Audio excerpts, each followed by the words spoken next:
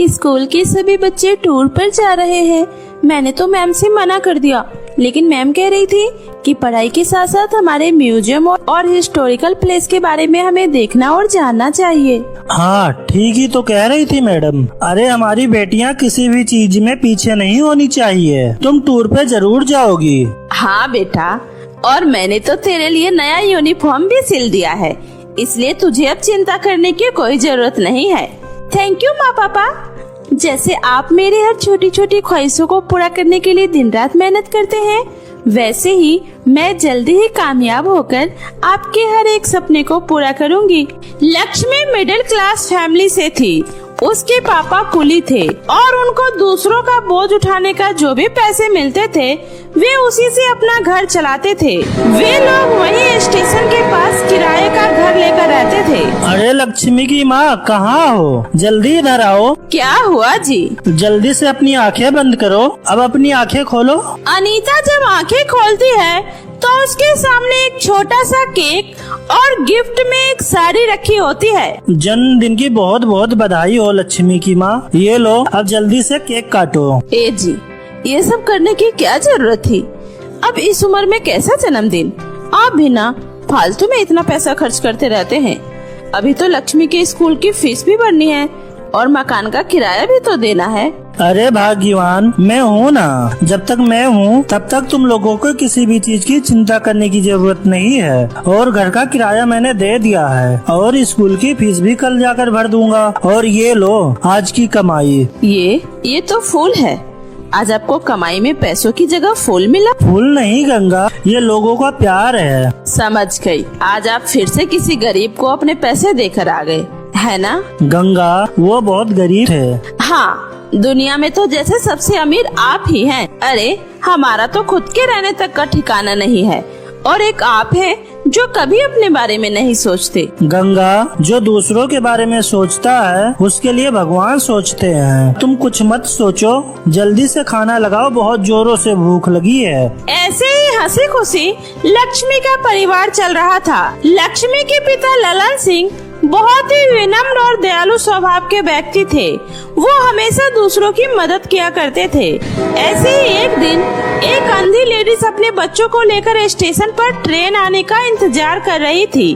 तभी अचानक से उसका पैर फिसल जाता है और उसका बच्चा पटरी पर गिर जाता है। माँ, मुझे बचाओ माँ, माँ। अरे बेटा, कहाँ हो तुम?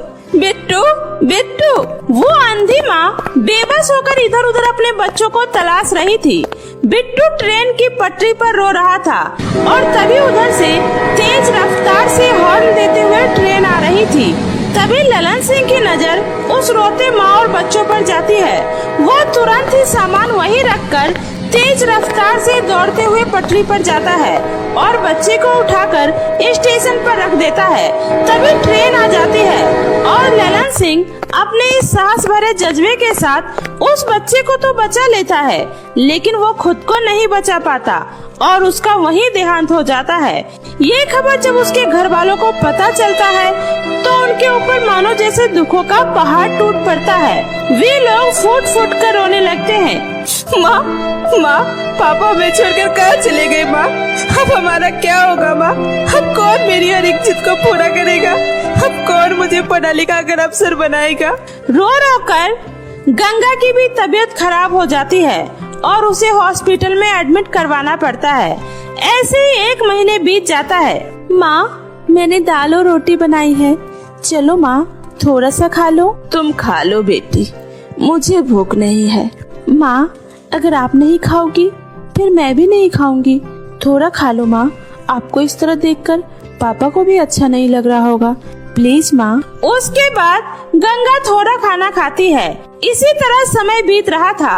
इसी बीच लक्ष्मी का 10वीं का रिजल्ट आता है और वो अपने पूरे स्कूल में टॉप करती है। माँ, अब तो खुश हो ना? काश आज पापा होते, वो कितना खुश होते। खैर देखना माँ, मैं जल्दी ही आगे की पढ़ाई पूरी करके अपने पापा का नाम रोशन करूँगी।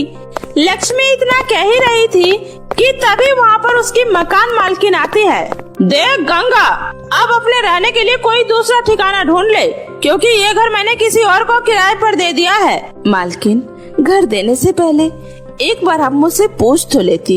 ये मेरा घर है और इस घर में किसे रखना है ये मुझे तुमसे पूछने की जरूरत नहीं है। तुम्हारा पति एक अच्छा आदमी था इसलिए मैं अभी तक चुप थी, लेकिन अब और नहीं। अब तुम दोनों माँ बेटी ये घर खाली कर दो। उसके बाद दोनों माँ बेटी रोते हुए घर से निकल जाते हैं। माँ अब हम कहाँ जाएंगे माँ? जहाँ अब ये किस्मत ले जाए बेटी, चल बेटी। उसके बाद दोनों माँ बेटी घर की तलाश में निकल पड़ते हैं, लेकिन उन्हें कहीं कोई घर नहीं मिलता। वे दोनों एक सुनसान सड़क पर बस चले जा रहे थे, तभी एक तेज रफ्तार गाड़ी आती है और गंगा को टक्कर मारकर चली जाती है। माँ ये आपको क्या हुआ माँ? अरे कोई है, कोई तो मेरी मदद करो, कोई है। सुनसान सड़क पर उसकी मदद करने वाला कोई नहीं था।